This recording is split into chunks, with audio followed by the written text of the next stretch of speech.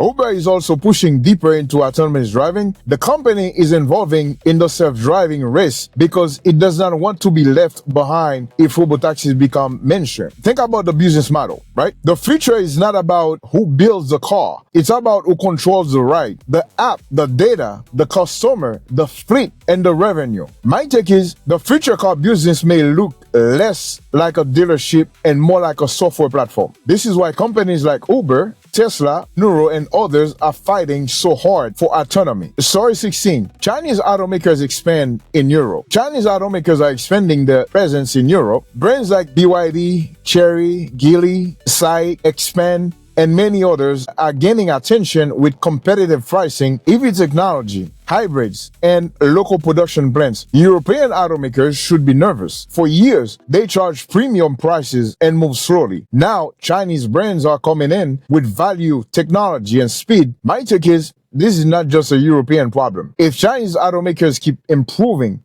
they will pressure everyone, every global brand, to either lower costs or to improve technology or both. Legacy brands cannot sleepwalk through this anymore. Before you buy your next car, watch this, because the auto industry gave us one clearest warnings we have seen all year. Luxury brands are struggling to make EVs exciting. Automakers are rethinking electric plans. Major recalls are hitting Ford, Hyundai, Subaru, Honda, Acura, and others. Robotaxis are moving closer to the roads. Chinese automakers are pushing deeper into Europe. And add-to-ride repair is becoming a national fight, which President Trump got involved in. So this is not just another week of car news. This is about trust. Can you trust your vehicle? Can you trust the technology? Can you trust the company? And most importantly, should you spend your hard-earned money on it? Welcome back to Berdy Automotive News Update. Let's get into it right now.